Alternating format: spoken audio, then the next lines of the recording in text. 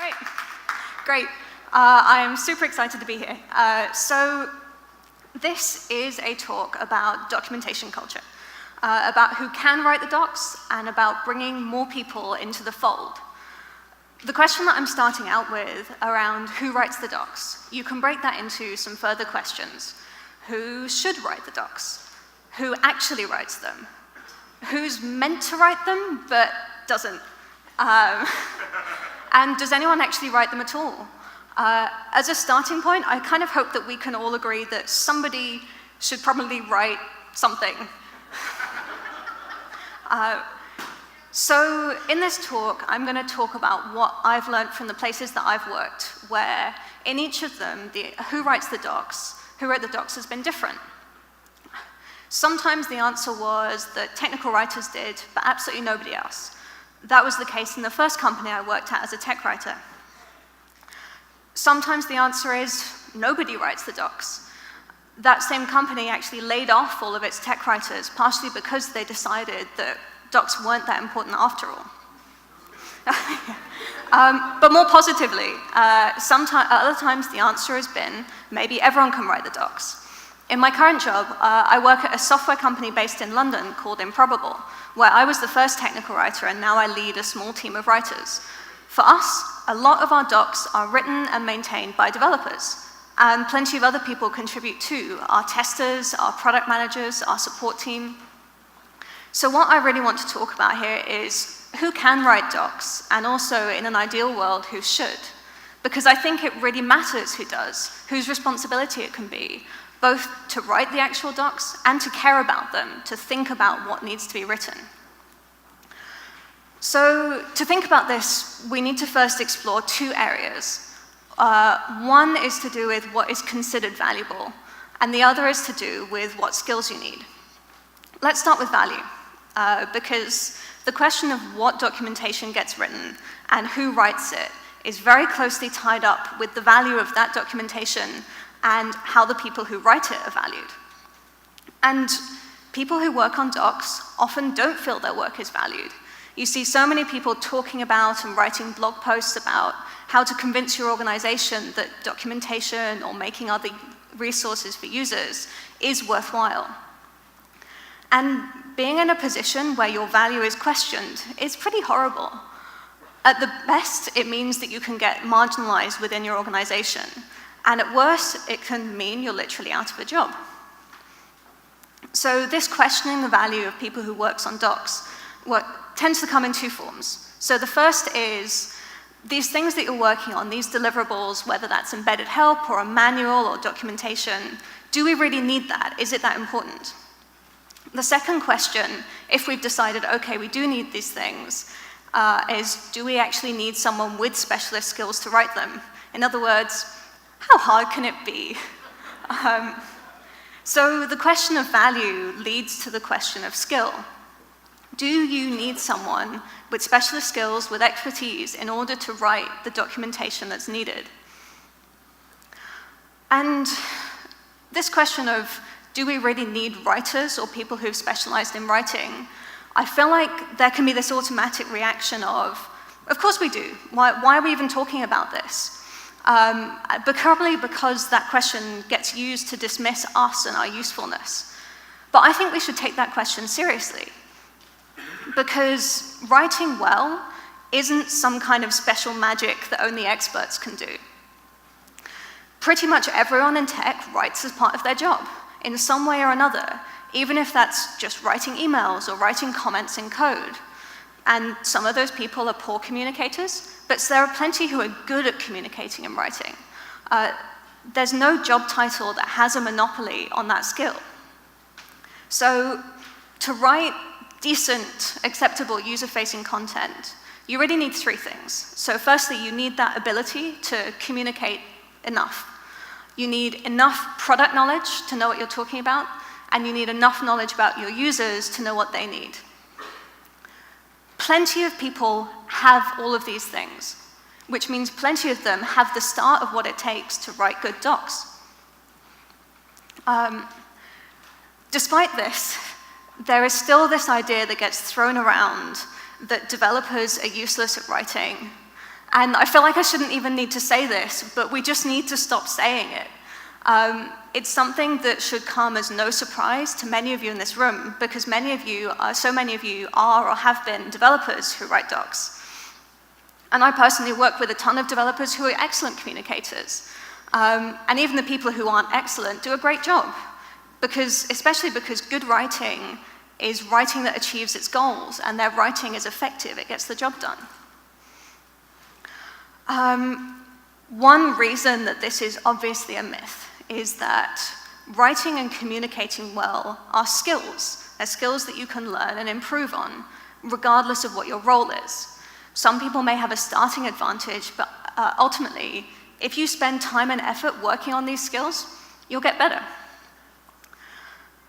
But I don't want this to sound like I'm saying there's no point in having specialist writers.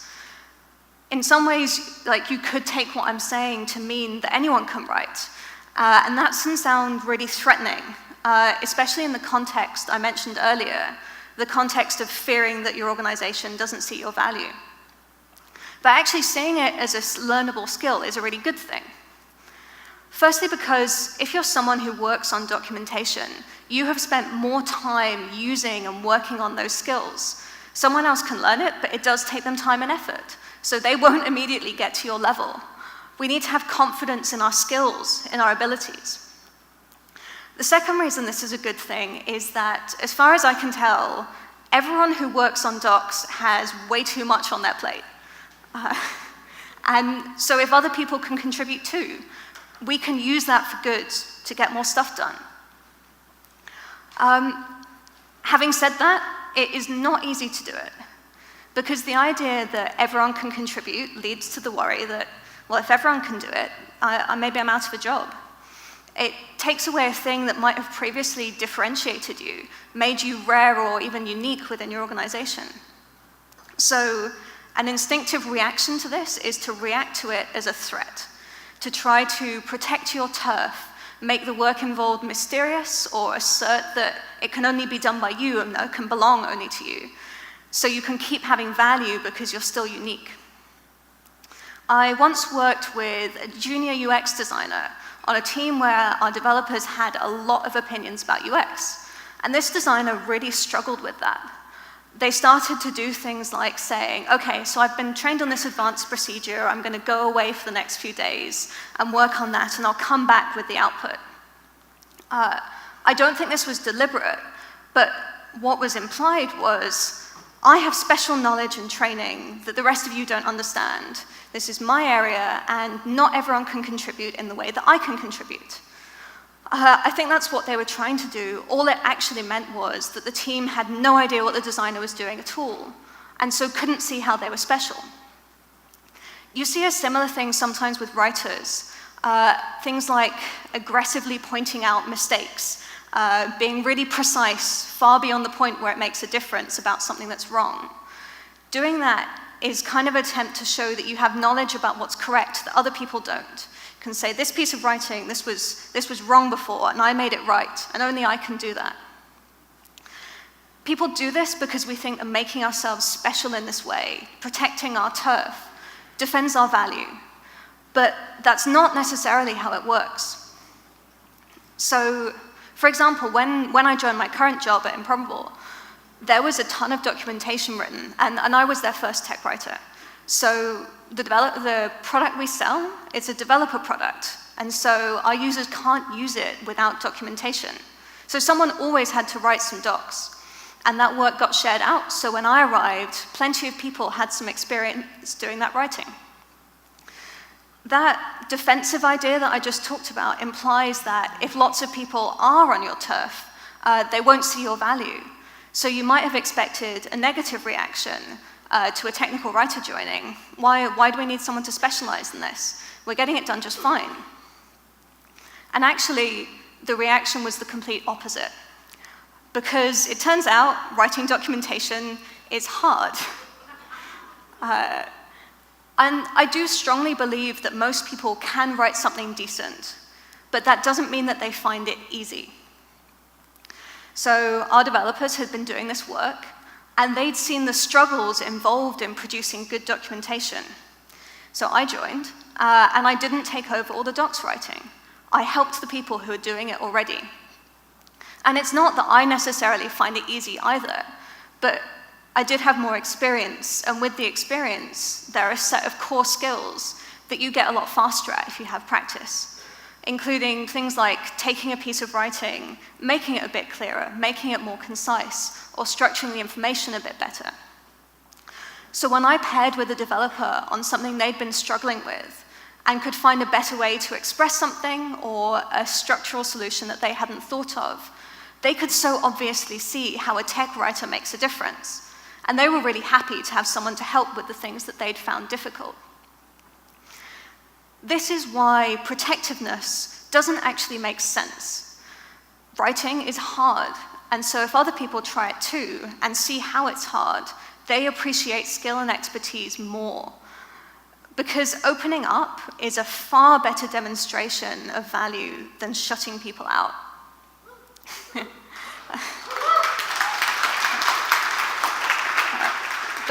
But it does take having faith in your skills and not getting threatened by other people joining in. So I've talked a bit about why getting other people involved is a good thing and that it is possible. But now I want to talk a bit about how. There is something that getting other people involved does depend on, which is what do they think of their job as? So for each role on a software development team, should that role look exclusively at its own area, or should you try to see the whole? For example, for developers, do developers just write the code that they're told to write, or do they make a product and think about the big picture? So getting people involved does depend on the idea that if you're on a team building software, it's your responsibility to build something good. There are a few ideas that are related to this. So some QAs and testers talk about the idea of whole team quality. That is, quality is something that is the result of, not of the work of testers, but of everyone on a development team's work. So the whole team need to think about it. And some organizations would say, UX is a team responsibility. Everyone's work has an impact on usability. And so in order to produce something good, everyone needs to be considering that. So if you have anything like this ideology that if your whole team believes that they should care about quality, that they should care about usability, then it makes sense that the whole team should care about docs as well. Of course, telling everyone, yeah, you should really write some docs, isn't generally that effective. So I want to talk about a way that I've found really useful to get people involved. And to do that, I need to explain this concept, the documentarian mindset. This is based on a blog that Troy Howard, who's one of the co-founders of this conference, wrote a few years ago, talking about a definition for the term documentarian, which is a term that we often use for people who come to this conference, but also for people who care about docs in general. And what I took away from that post, you should definitely go and read it, it's got much more in it than this. But what I took is that a lot of what makes a documentarian is really a mindset. And that mindset involves having empathy for users, and in particular for new users, for learners. It involves explaining in a way users can understand and actively working on that, having skills in that. And also using any tool that you have that is appropriate to the problems that users are facing, not just documentation. This really resonates with me because I don't feel that the main way I make a difference to a company is through writing docs. Instead, it's through having this mindset focused on solving problems for users. So you don't start from, my job is to write this thing. You start from understanding the problems that users have, understanding what they're trying to get done, and trying to help with those problems. Sometimes you will want to write documentation to solve a problem, but sometimes you'll find that there's a better solution. Making your product clearer, making it simpler, making it more usable. Changing how your software works has to be in scope. And I also really like this mindset because it's not an exclusive thing. It's not something that only people in a particular role can do. Again, you can start being a documentarian by caring about these problems and trying to solve them. And like writing, you get better at this over time. So all it really takes to be good at this is to care about it, to be willing to spend the time to think about it deeply, and then to practice and get feedback so you improve. To illustrate the difference this mindset makes, I want to tell a story about a team that I was once on. So my role on that team was I was the words person, and anytime there was any user-facing text, I owned that. And in order to make that work, we had a way of tagging stuff in our code base to make sure I'd look at the words. So we used the kind of to-do comment. If you're not familiar with to-do comments, they look a bit like this. They sort of say they're reminders that something isn't completely finished. So for words things, instead of a to-do comment, the developers would add a to Beth comment. So one day I happened to notice that our repository, the team's repository, didn't have a README, and I mentioned this in a team meeting. So after the meeting, one of our developers went away and created a README. And the README file had one line in it. You might see this is going. And that line just said, to Beth. And I was actually pretty annoyed, because if I'd thought that I should write a README, I just would have gone and done it. But I didn't think it was a words problem that the team didn't have a README. It was a problem for the whole team. What I'm trying to show with this is that people with that team would see something that involved words and would immediately go, oh, that's not my problem, that's Beth's problem. Beth will write some words and that will fix this. And that happened because I hadn't tried to spread the mindset. They saw the role of a writer in terms of the deliverable, rather than in terms of the problem that I was trying to solve. With hindsight, I can see how this caused a bunch of pain. So for example, if you have an error message and you add a to Beth comment on that error message, you're probably not thinking about whether the error situation is easy or difficult to explain. You just sort of push the problem away to someone else. But I'm sure plenty of you have written error messages, and if you have, you'll know that they're difficult to write, because there are many reasons this can be. Sometimes it's because the error situation is really weird and difficult to explain. Sometimes the error case is a really general case, and you don't have enough information to give the users something useful to act on. You need to get something more. And sometimes the situation shouldn't even come up in the first place, and actually what you really want to do is change the whole workflow so that the error doesn't come up. And all of that is because ultimately, when it comes to writing an error message, often it's not a words problem. It's a fundamental question of how should this thing work? How should users use it? And to do that well, that involves that bigger picture approach, thinking about the whole. So if the person building something has that mindset, and instead of seeing these messages as a words problem that someone else thinks about, they see it as a product problem that's something that they need to look at. A lot of the time, just a little bit of thought early on can head off problems like the problems you get with error messages before they even happen. So what I do now is involve my colleagues a lot more in the thought process. So I coach them to ask the right questions to understand the situation. Say, if a developer's working on a feature and I'm chatting, I'll say, okay, right, you're building this. You actually know this feature better than anyone else right now. What does a user need to know to use this? And how will they get that information? Asking them really what docs that they think are needed. And I'll still help them with that, and I'll help them with writing it. And if it's a really big and complex thing, I might well take on all of the documentation work. But at the same time, what I'm trying to do is teach them to think in the way that I think, so that they can see how documentation forms an integral part of the product that they're building, and it builds their understanding of when documentation might be needed. For example, there was a team I was working with a little while ago, and they were building a prototype of some new APIs. They wanted to work out if these would actually be helpful for users or not.